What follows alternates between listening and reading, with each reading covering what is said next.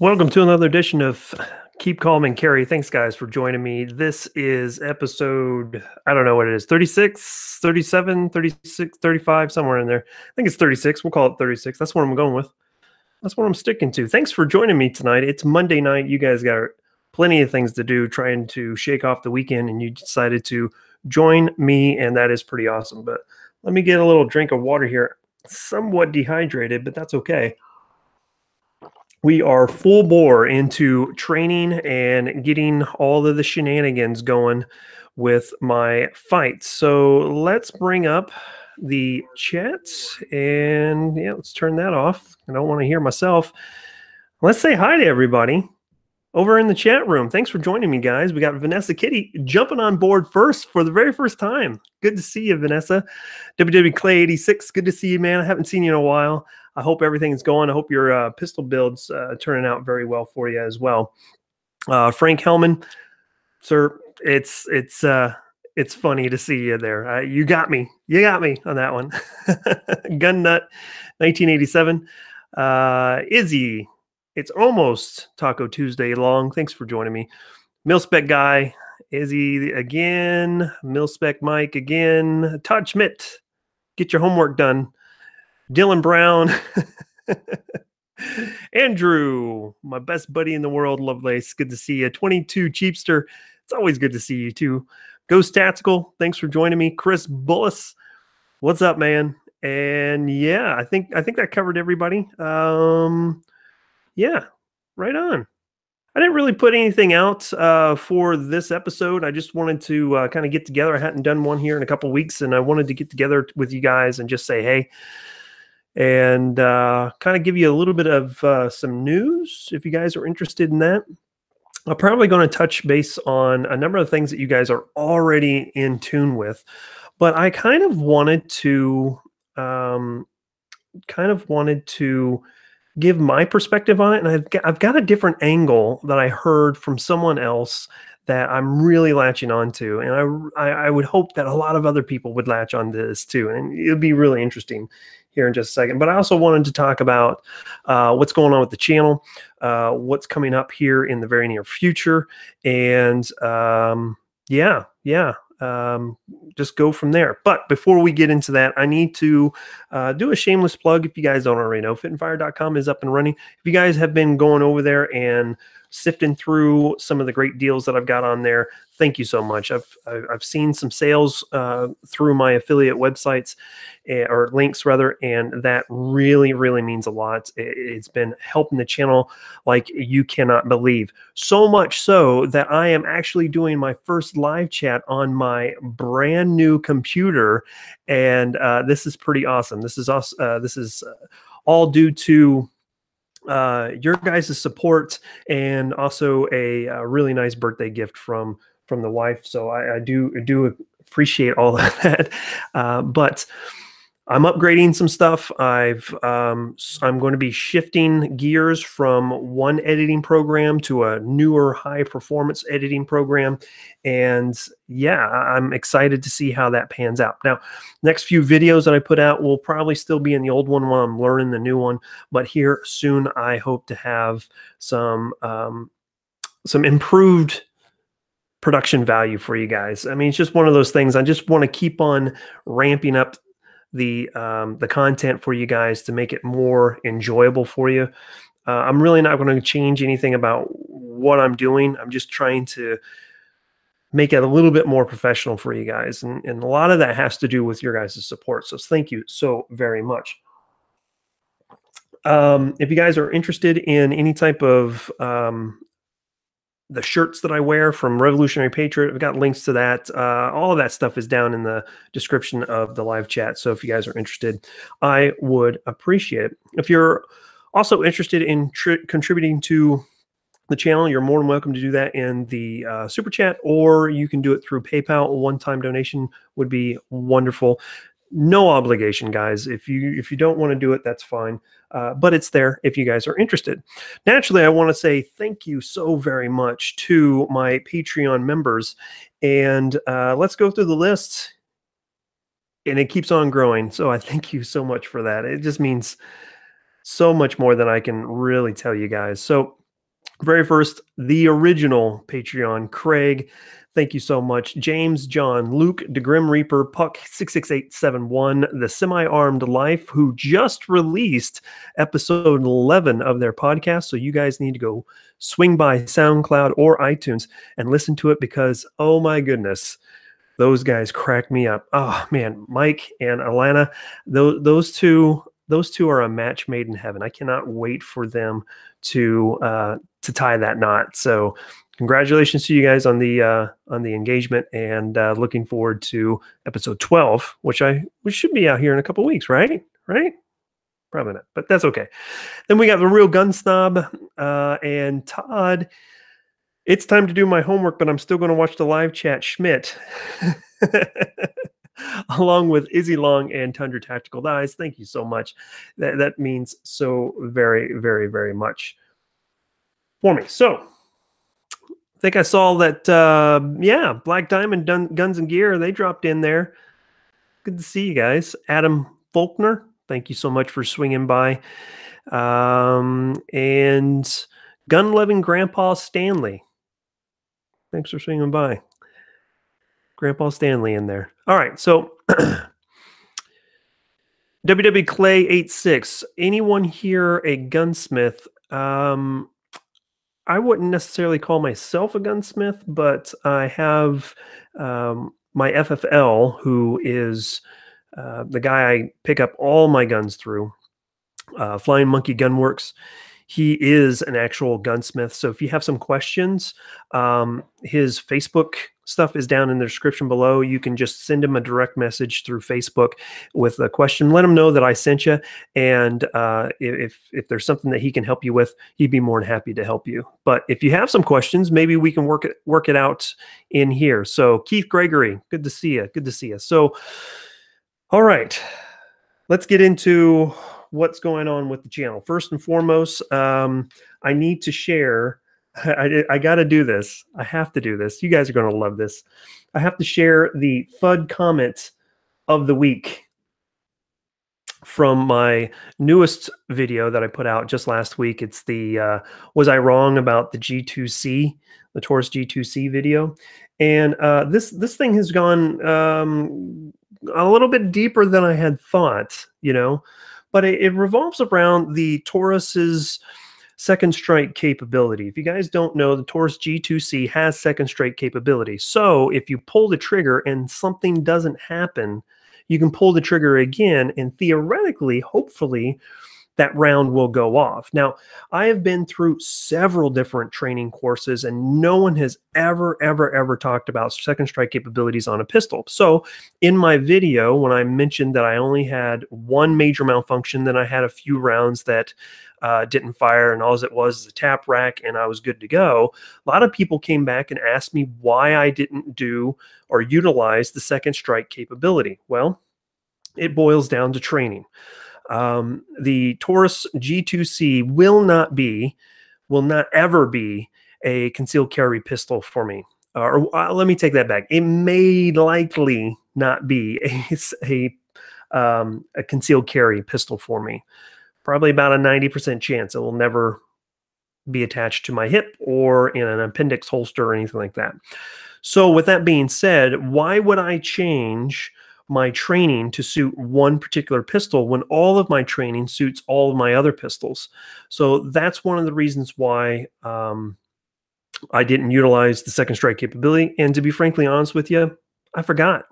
That's really the bottom line of it. So I got a question from a subscriber here, or I should say, I got a comment in my video that says, if the second strike capability, if it has second strike capability, why did you need to tap rack when you experience a failure to fire? And I said that was because that's how I trained, and I will continue to train. This will not be my concealed carry weapon, so I will not rely on the second strike capability of this pistol. And he replies back, I see, could have been a missed opportunity to test the functionality. You're trying to test and review a handgun, right? And I said, technically, I did. Technically, the second strike capability worked when I fed the rounds back through the pistol, just trying to be a jokester here. And he says, hey, I'm not trying to argue with you. Have a good day. Well, then a gentleman by the name of Charles Kurtz, a very colorful individual, decides to jump on here, and I'm going to abbreviate some of his less than appropriate language. But he says, at Fit and Fire, I call BS. If you were in it to give a unbiased review, you would have tried the second strike. But I suppose in a lethal force encounter, your response to a failure to feed would have been to tap, would have been to rack it and hopefully get you back into the fight without dying. Again, I call BS. Your bias is clear as hell. Stick with your Glocks. My brother has one that's not the gun my G2C is. He's had several problems with his. My SIG P250 is twice the gun of all three of his Glocks are. Here's my whatever. Don't do any more reviews unless it's without your bias / commentary. Let's see, someone else jumped in and said, Adam jumped in and said, using the second strike capability on a failure fire situation could cost you your life. There's a decent chance that the fault lies with the round itself. And if that's the case, you'll waste your time pulling the trigger over and over when you tap rack the minimal amount of time. So he gets it, right? Adam gets it. So I responded, hey, Charles Kurtz, interesting. When's your next defensive pistol course? I'd love to train from your seemingly extensive knowledge of defensive / lethal force encounters. Did I admit my bias in my video? Yes, because I am concerned with their track record. However, I ask you this. Would you trust your life to an airline that has had safety reliability issues? Also, if you had watched to the end of the video, you would find that you would have heard me say that it's in my inventory. If someone liked it better than any of my other pistols, then we'd go get one together. Everyone has biases of tons of different things, and if you don't like mine, well, bye, Felicia. So obviously he can't leave well enough alone. And neither can mine. So he goes into talking about how he's been in 3 encounters involving lethal force and had to fire on another human being. He's never taken a class, and that he's grown up with guns, so he knows better than me because he's grown up with guns. Then he goes on to say that he's been carrying a weapon for 40 years. And my first experience with Taurus was probably while you were still crapping green and rubbing your face in it. Oh, by the way, he likes he gives his own comments thumbs ups, by the way. So, I talk about, yeah, my experience doesn't know anything because I haven't deployed to the Middle East twice. I've never been in a lethal force encounter in my life, sarcastically. And I've never taken any training from law enforcement and ex-military people. So my experience is obviously not good enough for him. And then he comes back and says, just because you deployed, that makes you qualified, and because you did some target practice makes you qualified. Keyboard hero, don't worry, a stroke ain't going to happen. Seen plenty like you in my life. And I said, well, wow, you got me there. Yep, all I did was qualify when I was downrange. I guess I'll just have to pack up my YouTube channel and go home. I cannot believe I have been bested by a FUD. My YouTube friends will be so ashamed of me. Bye, Felicia. So that's the YouTube comment of the week. Oh my goodness. You gotta love it. You gotta love it. So let me catch back up with a chat over here. You guys have been just rolling it off right here. Robert Fink, good to see you jumping in the chat there. Let's see. Mel the Nut, good to see you. And yes, Drew, a new semi-arm life is up and running. Um, bull barrel, cut down, add a flash hider. Yeah, I'm not sure about that. All right, so you guys have just gone way too quickly for me too. Jeff Raspberry said, "Yeah, you can't argue with stupid." No, you can't. Um, I mean, I don't want to. I don't really want to go this route. But at the end of the day, if you really read into what this guy is saying, you can tell that he's an older individual, and that he's used Taurus for years, and that the first time that he's ever used a Taurus is when I was still a baby, obviously, and so his opinions matter more than mine, which is fine. If you don't like my opinions, that's fine. I'm not heartbroken about it, but you can tell that he ends up being the epitome of a VUD, right? That the pistol that he has is the only pistol that works and works well.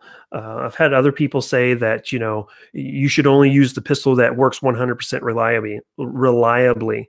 And my response to that is no pistol works 100% reliably. It's just absolutely ridiculous. So anyway, I just wanted to share that with you guys. If you guys have been on my Instagram, just last week, I think last Thursday, I had a nice little back and forth with a guy. Pretty freaking funny. So if you're on Instagram, swing by and check that out. It was pretty.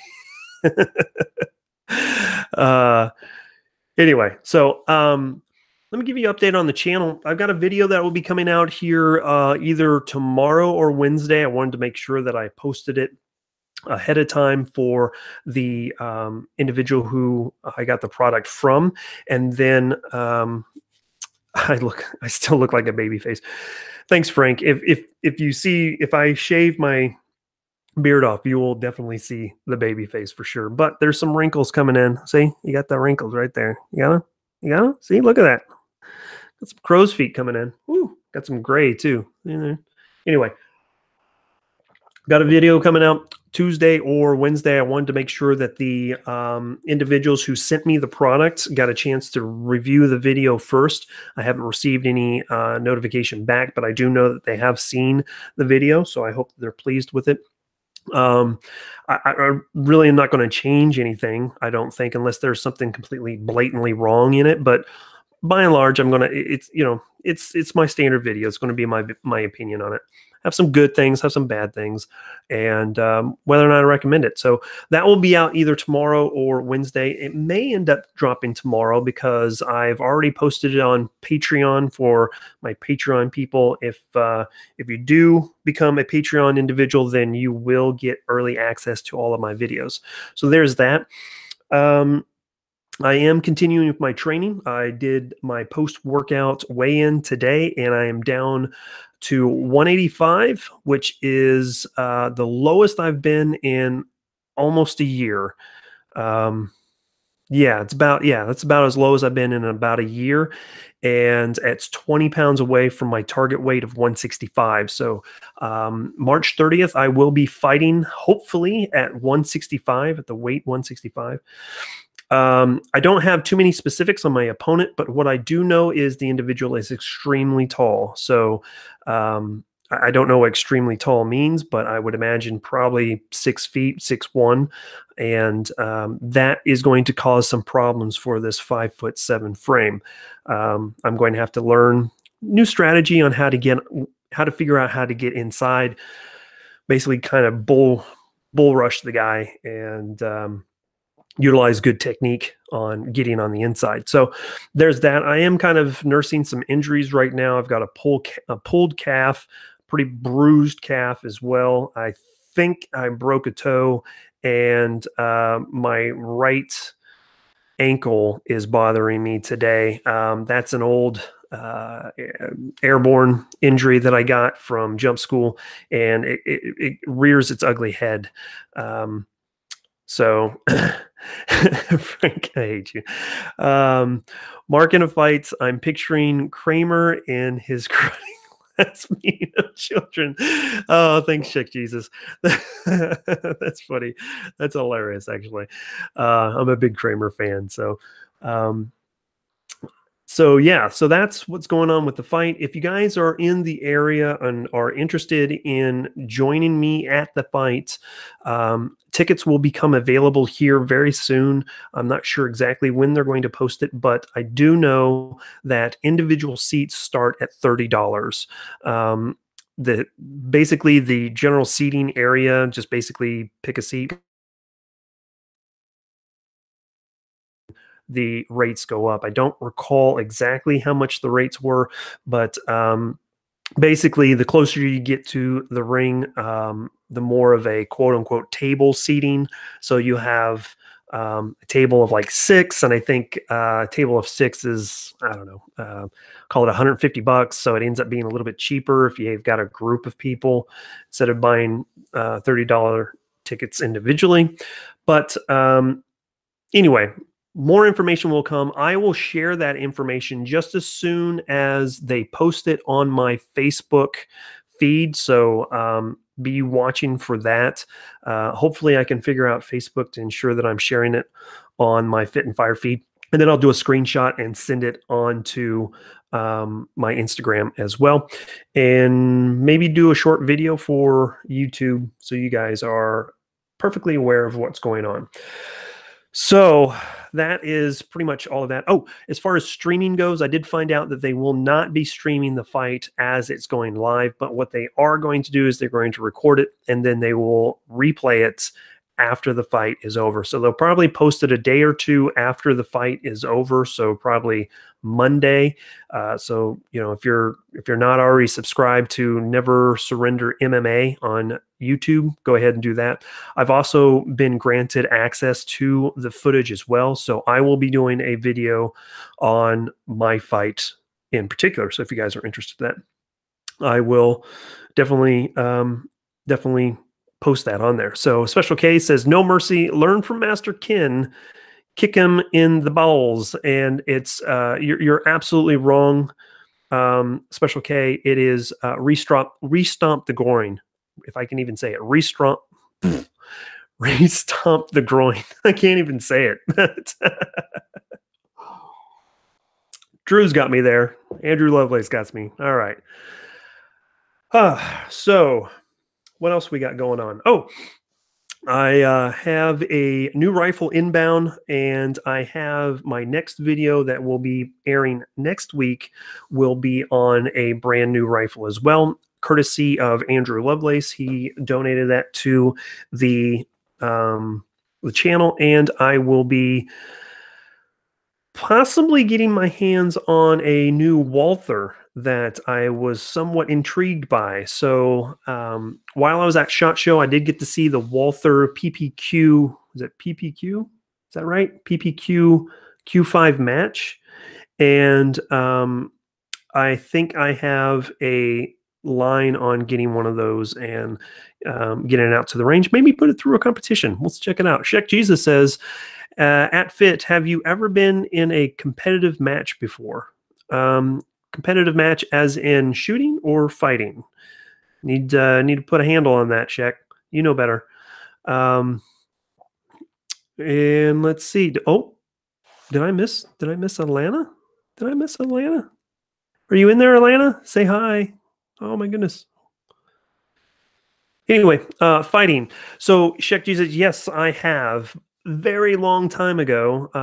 My brother will attest that I fought. I was in Taekwondo when I was a teenager, and when I was just starting out in Taekwondo, I was still a white belt, and the Kansas State Championship came about. I didn't know my forms very well, so they just put me in as sparring, and then not only did they put me in to the competition as a white belt, but they also granted me a yellow belt status for the fight. I went in very green and ended up taking third place. So I've been in a fight before. I've done wrestling in high school, which is not the same, but and I've also done a lot of combative stuff in the military, and just been training really intensely. every weekend, just about, save probably maybe 3 or 4 weekends here in the last 2 months. Um, I have been sparring regularly, and I just got a new sparring partner, which he should be about the same height as the guy I would be fighting. And we will be sparring every Wednesday if possible. So, yeah, I've needless, and in addition to that, I have been in fights before. I was very scrappy in high school. Again, my brother can attest to that. So, yeah. So Q5 match 5 steel frame. Yes, yes, Keith. Yeah, there it is, Atlanta. Hey, good to see you. Good to see you. I will say that I want to give a huge special thank you to Alana. She has been really helping out with the channel and working on some graphic design work. So the banner on my homepage for fitandfire.com, or correction, the banner on the YouTube channel for Fit and Fire will be changed here shortly. We just got to tweak up some of the pixels on it to make sure it's the right size, but we'll have a new logo, all thanks to Alana with her hard work on that. Something that she started on 4 months ago, I think, and has finally got it figured out. But yeah, so anyway, thanks for that. You're awesome. And good episode, Alana. Episode 11 was really funny. Really enjoyed it. So let's talk about the industry going into just freaking trying to melt itself down. And I know that a lot of you have already, sorry, my dog is knocking the table around. So it's hitting up moving my camera. What do you need? Huh? No, go on, go lay down. It's my little guy, freaking dash hound. So you guys probably already know this. We've had a couple of different companies come out and try to systematically destroy themselves, basically overnight. If you don't know, Benchmade assisted the Oregon State Police with trying to cut up some weapons. Now, at first glance, it looks really bad. But the more you dive into it, the more you understand that Benchmade was essentially trying to help law enforcement dispose of weapons that were no longer wanted. So in some cases, the police are a public servant. So if I was to walk in and say, "Here's my pistol, please destroy it," they're obligated to do that. So, so part of me understands kind of the position of that, but at the same time, there's been a number of companies that have been reached out by law enforcement saying, "Hey, would you mind helping us destroy some weapons?" And their response is absolutely not. We will never do that. So that's pretty cool. Some of the weapons that were destroyed were weapons that were seized in crimes. And to that, I would say that's unfortunate. That's really unfortunate. I think that most communities could really benefit from the money that they could make from selling those guns. I know that you have to be somewhat sensitive to that because you would, I don't know if you would want a weapon that was used in a mass murder or something like that. But at the end of the day, police departments and or city municipalities could recoup some of the money for these things by passing these tools along to individuals that would utilize that tool in a very respectful manner. Naturally, if it's seized, then the individual that it was seized from more than likely will forfeit their right to, keep and bear arms because of, a felony or something like that. But just kind of my thoughts on that. But the problem with Benchmade is some information came out about their financial contributions to a number of individuals that are Democratic or Democratic leaning, right? And part of me understands the purpose of that as well. Benchmade is in the state of Oregon. Oregon is a blue state. So in order for a business to really make headway, sometimes they have to grease some wheels. They have to, contribute to certain individuals to get some kickbacks, as far as legislation goes. And it really kind of really opened up my eyes to a lot of the, dare I say, corruption in government, especially between businesses and government, and how they pass or not pass laws based on, basically who's the biggest contributor. So Benchmade kind of got caught with their pants down when it comes to the amount of money that they had been spending on Democratic candidates for their, basically their elections, or donating to their camp. So that was really alarming. But on the other side, Benchmade came out and basically said one of the main reasons why they had been supporting those individuals, because those individuals were trying to support some legislation that would allow interstate transportation of knives. And I'm not an expert when it comes to the law. I don't pretend to be. I don't know what different laws are between one state or another when it comes to a knife. Most of my knives are, small and concealable, and I'm pretty sure would be allowed in most states, because I don't carry automatic opening knives. But again, that was another black eye to Benchmade. Now, fast forward a day, and L3 looked at Benchmade and said, "You know what? Hey, I see what you did over there. Here, hold my beer."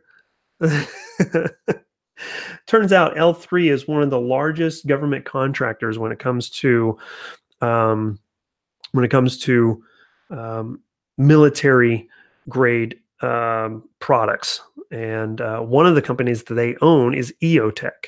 So real quick, before I get into that, I just wanted to say thanks to Alaskan Bliskets. Thank you so much for donating. I really appreciate that. Check out Chuk blowing up his Benchmade on Chuck's Outdoor Adventures. I believe, is it Chuck's or Chooks? Is it Chooks or Chuck's? Is it Chuck's? Anyway, but thank you for that. And yeah, we'll check that out. I personally, backing up to Benchmade, I personally have never bought anything from Benchmade. I've never really liked Benchmade. I don't know why that is. I don't own any Benchmade products. Matter of fact, when I was in the military, I wasn't even issued anything from Benchmade that I'm aware of. So yeah, I take that back. I take it back. We had these seat belt cutters. They're about this big and they're about square, and you just pull them and slice through a seat belt. But yeah, that was issued to me. Never used it. I'm pretty sure I threw them away. But yeah, not a big fan of Benchmade. No reason for it. Just never had a real good feeling about them to begin with. So there you have it. So I hate to see anyone blow anything up. If I own Benchmade, I just sell it to somebody. If someone wanted it, then they could have it. I could try to recoup my money, and yeah. So let's see. The Grim Reaper says L3 made the sonar I worked on in the Navy on the SF-60F Blackhawks.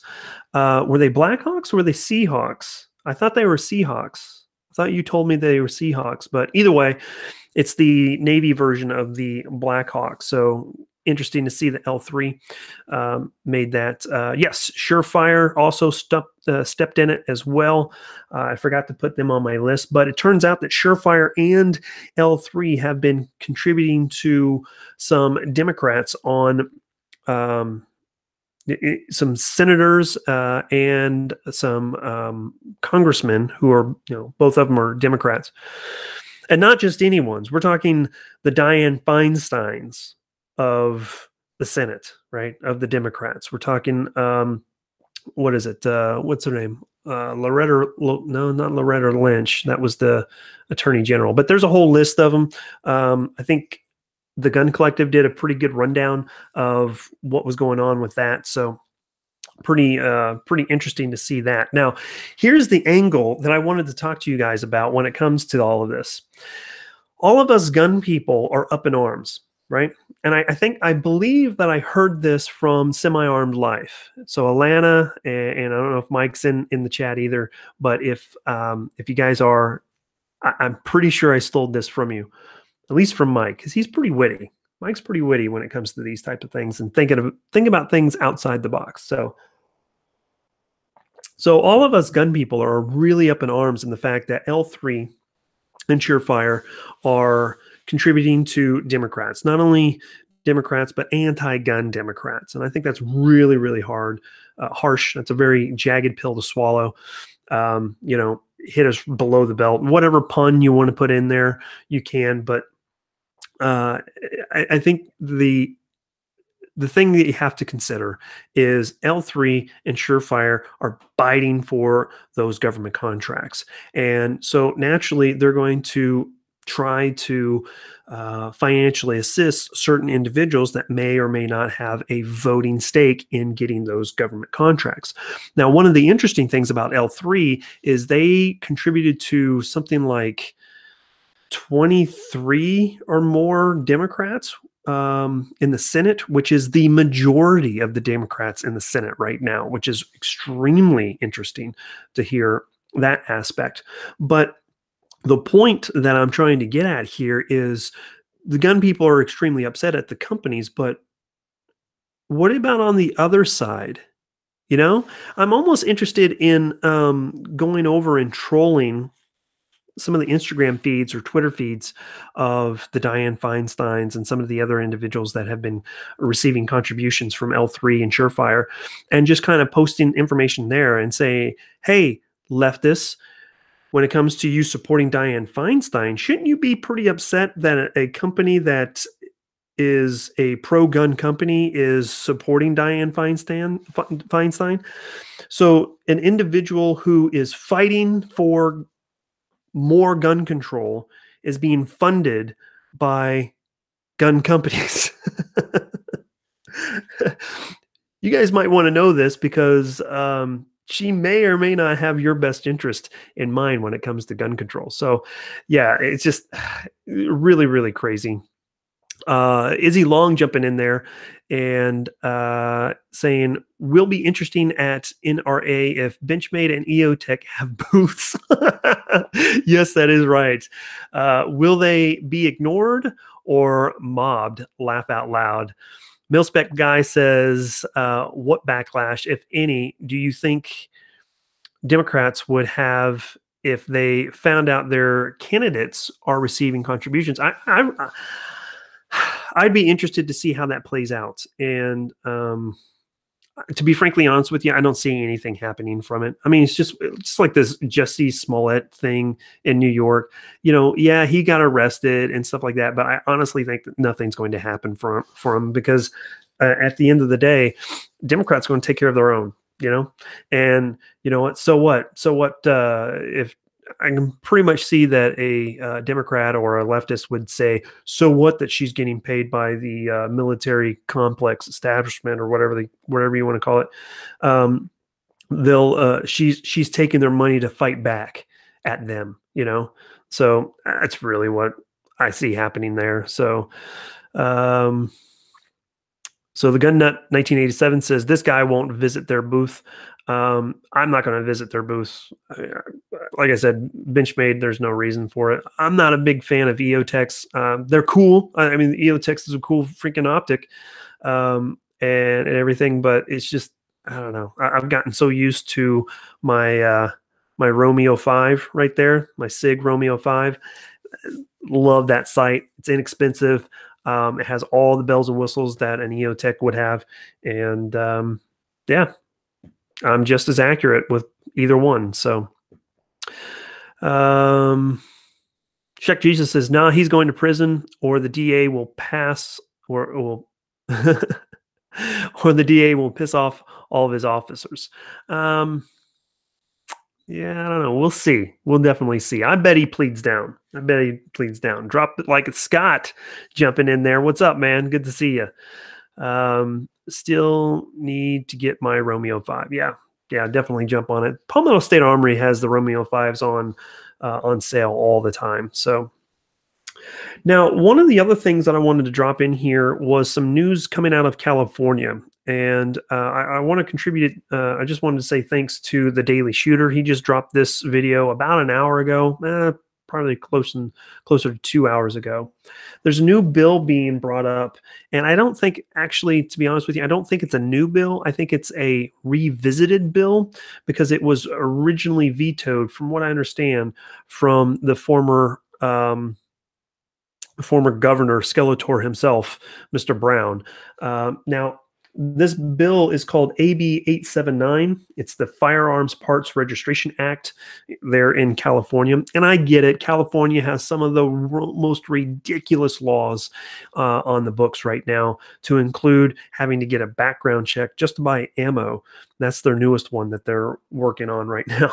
So, but this bill, AB 879, would require you to register and to get a background check to purchase accessories for a gun. They haven't really specified, but realistically, they're looking at the AR-15 market when it comes to how easy it is to assemble an AR-15. So they're talking about barrels, they're talking about hand guards, they're talking about trigger groups, buffer springs, buffer tubes, butt stocks, etc., etc., etc.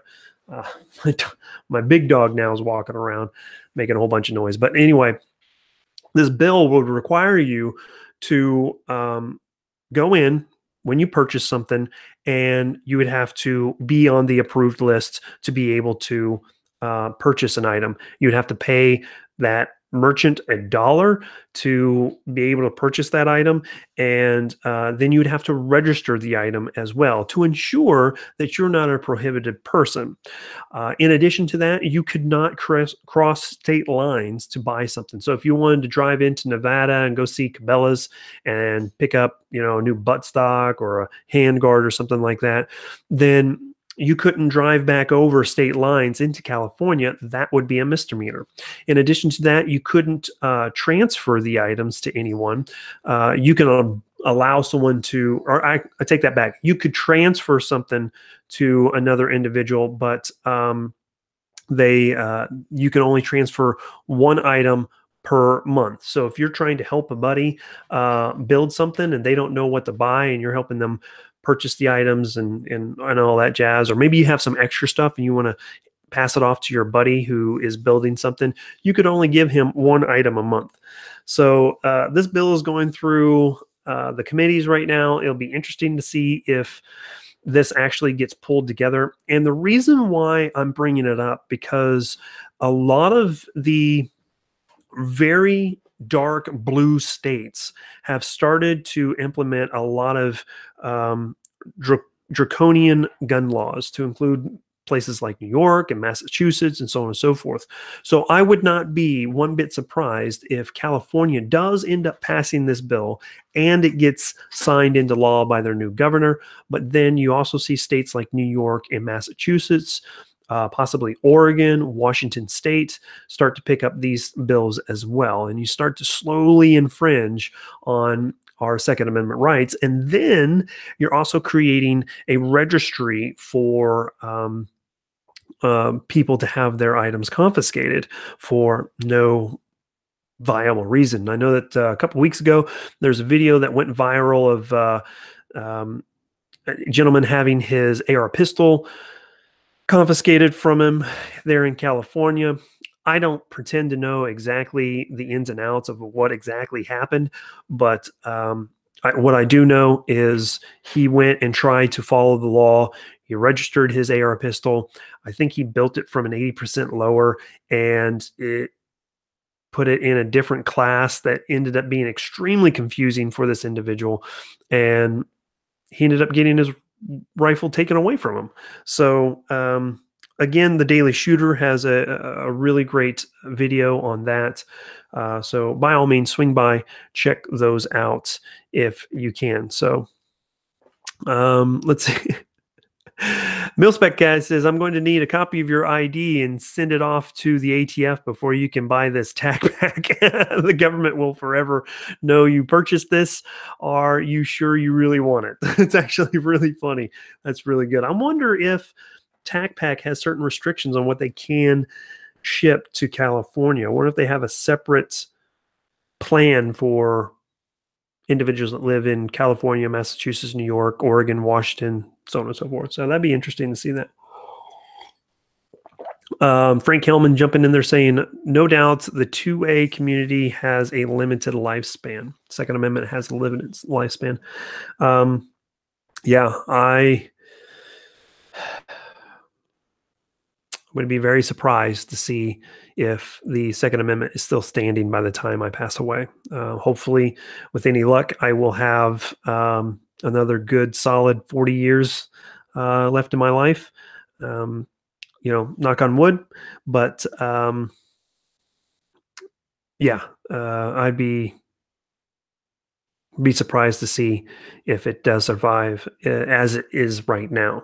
I can see very clearly that if this quote unquote blue wave continues to ride into 2020 and we lose the presidency, we lose the House, or we've already lost it, but if the House stays strong with the Democrats and then we lose the Senate on top of that, and the Democrats get all three chambers, all three branches rather, yeah, heaven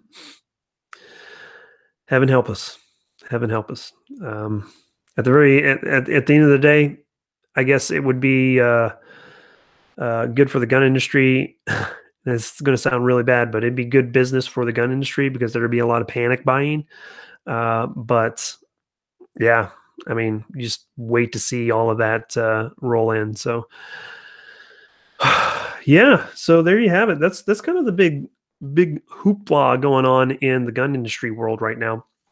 It's a lot of you guys are following individuals like the Gun Collective. You're following individuals like Tim from the Military Arms Channel, Mr. Guns and Gear. He posted a video about what's going on in Benchmade. Let's see who else. I know that obviously a Daily Shooter, he's jumped in there on it. I think Gun Guy TV, I think he may have done something as well. So a lot of different people have been talking about it. So a lot of this stuff isn't really new, but I just wanted to bring some different perspective in on you guys. So the chat's been blowing up, man. Thanks so much for you guys having that spirited conversation in the chat. I'm going to... let's see. Drew says Kansas governor is a kook and will not get reelected. Yeah, that would be nice. To be frankly honest with you, our governor ends up being a lame duck governor anyway because Republicans control the House and the Senate in Kansas. So, but Kansas is becoming more and more purple each and every election cycle. Areas like the Manhattan, Riley County area, Topeka, Lawrence, Wichita, Johnson County, these areas that have higher and higher numbers of population have been voting more and more blue. Not to say that Kansas would ever go blue, but it could get to a point where it ends up being kind of a Ohio of sorts. Not to say that our electoral college votes would make or break an election, but maybe Kansas ends up being a battleground state. Who knows? But yeah, time will tell. Time will definitely tell on that. Hey, the firearm rack, he jumped in there. Seems like there will be an enforcement issue here, almost impossible for LEO to do anything with it. Yeah, totally agree. At the end of the day, there's no way for them to go back and try to like retroactively, get this stuff registered in some form or fashion. I would hope that some of the more rural counties in California and their sheriffs would not enforce these laws. I know there's some sheriffs that have come out and said that. Don't know if they got reelected or not, but yeah, that would be interesting to see how that ends up playing out in California. I wouldn't be surprised. I wouldn't be surprised here in the next 10 years if you see a dramatic shift in California, especially with how things are going with the politics. I guess there was a situation in California with a high-speed rail that was supposed to connect San Francisco and LA, and it was going to cost the states something like, oh man, something like $53 billion to build it, and it is now like shortened quite considerably. It's now like San Francisco to somewhere else that's like out in the middle of nowhere. And it's still going to cost them billions of dollars, right? So it ends up being cost ineffective. And the current governor, came out and spoke against the high speed rail a few years back. I think in 2013, Ben Shapiro actually interviewed him and said that this would be something that they would have to really look back into because the finances are just not matching up. So who knows? It'd be interesting to see. KC has a mayor with the name Sly James. I didn't know that. I don't know much about Kansas City except that's where my football team is. And yeah, so man, so Drop It Like It's Scott said something here, and it says 1776 all over again. And it kind of reminded me, and I'll kind of make this my parting thought before we get out of here. But goodness, who was it? Speaker of the House, Nancy Pelosi, just came out here, I don't know, a week or so ago, and made a comment that basically if they win the presidency, that if they win the presidency in 2020, that they will make gun violence a national emergency. And what does that mean? Well, that means that some sort of firearms ban will happen. What that means, don't know. What will they be able to get away with? Don't know. But I saw a lot of backlash and a lot of people saying 1776 all over again and stuff like that. And first and foremost, before I really get into it, Firearm Rack, he says, voting is the key. The trick is not being a single issue voter. And that's actually really, really key. Unfortunately, in my state, it ends up being pretty much single issue.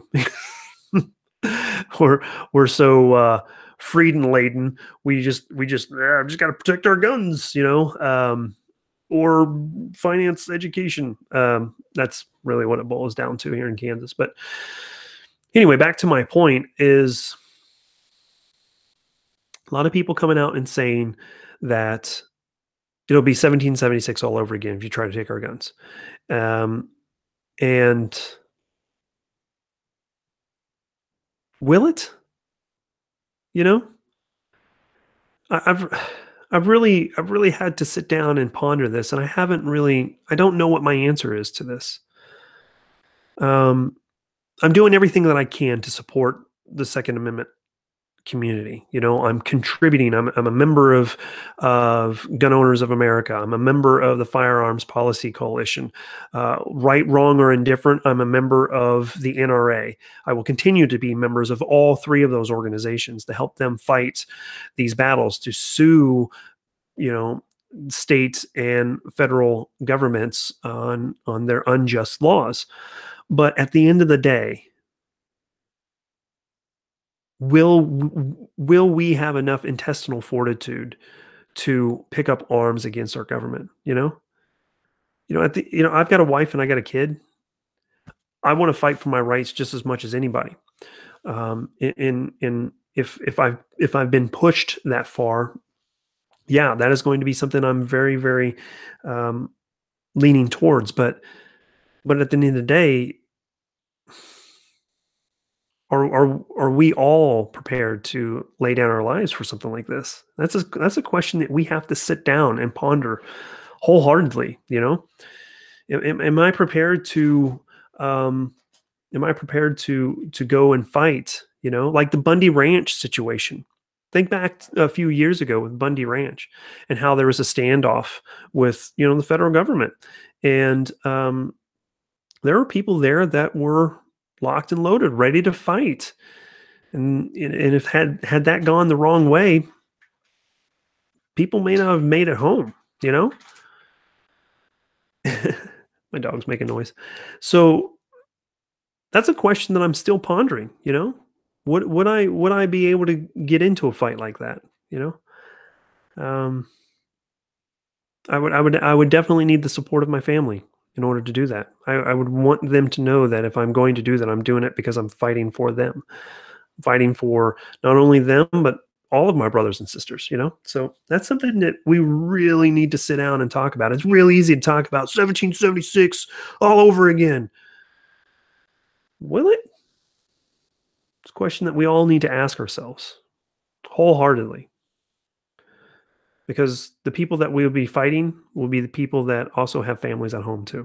So it's a really tough question, and it's easy for us to say, and give lip service, but at the end of the day, when it comes to putting metal to the road, rubber to the road rather, will we all have the same convictions then? I hope so. I really do. I really hope so. So, let's see. I did see something right here. What do we have? Axis and Armament and Axis says, remember though, it was only 3%. So maybe. Different times though. Yeah, it's different times. Different times. I would hope that it would never come to that. I really do, because I don't want to fight anyone that has a family at home and they're just trying, there's just army guys. If like ends up being a national emergency, National Guard gets called out or the military gets called out or whatever the case may be, those guys have family too, and they're just trying to do their job. I'd hate to see anything like that boil down, but I hope that I would fight. Again, I would need the support of my family to do so, because there's a possibility that if I went off and fought, that I wouldn't come home. And that was a risk that I took when I went to Iraq and Afghanistan, and people understood why I did it. But will they understand in the future when it comes to this type of stuff? That's a really hard question that each and every single one of us has to ask ourselves. So it's easy, like I said, it's easy to give lip service right now, but when it really comes time to sign that check, how many people do you think are really going to sign that check? Sign away a blank check to their convictions. Be very interesting to see. And I freely admit that when it comes time, yeah, I'm balking right now, but times will change. We'll see what happens. Hopefully it never comes to that. I really do pray that it never comes to that. So we'll definitely see. Andrew Lovelace says civil war will make us weaker. Russia really wants us to fight amongst ourselves and not focus on them. That's actually a good point. Good point. Russia's got a lot of collusion, whether you like it or not. Don't think the president was involved, but C.W. Hunter says 1776 was already here, slowly with small cuts. No, I guess no one has taken a 1776 stance per se. That kind of talk is rhetoric. That will never happen. We have already lost. And yeah, in some aspects, I think we have already lost. But we are a land of laws. And the great thing about our country is that we can always sue against those laws. And that's something that the Firearms Policy Coalition and some of these other organizations that are out there actively doing. Gun Owners of America, again, like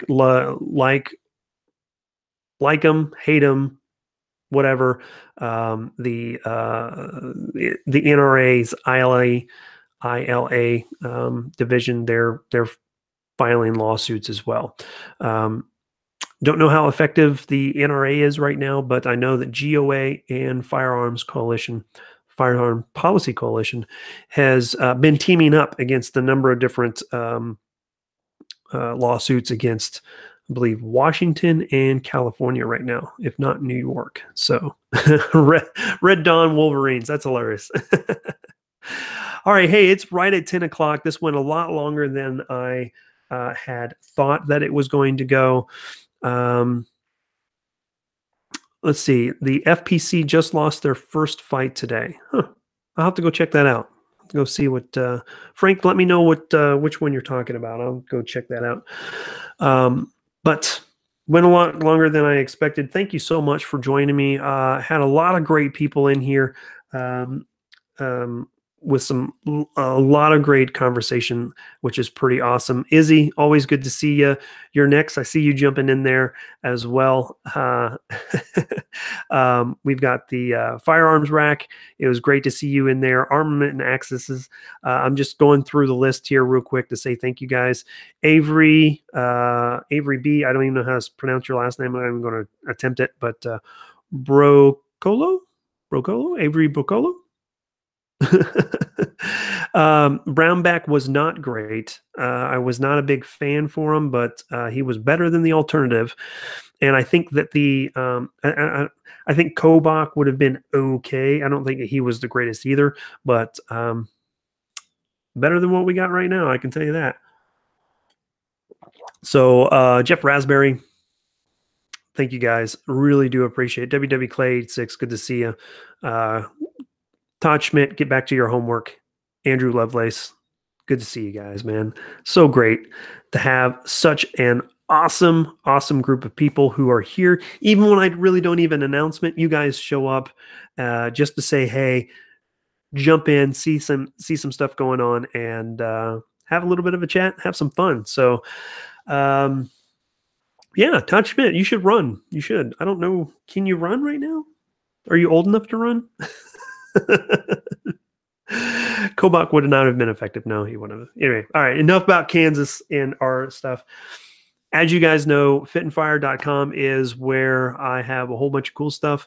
I try to update it on a regular basis, but if there's anything that you guys find, let me know. I'll go check it out. And if it's something that is worthy of being placed on fitandfire.com, I'll definitely do that to, just try to save you guys money. That's the whole point of my channel and fitandfire.com, is to try to save you guys some money. And at the end of the day, it ends up being a way to help support the channel indirectly. So that is always awesome. I'm wearing my Under Armour stuff right here. I'm still in my gym clothes. I haven't even changed yet. It's time to hit the shower and hit the bed.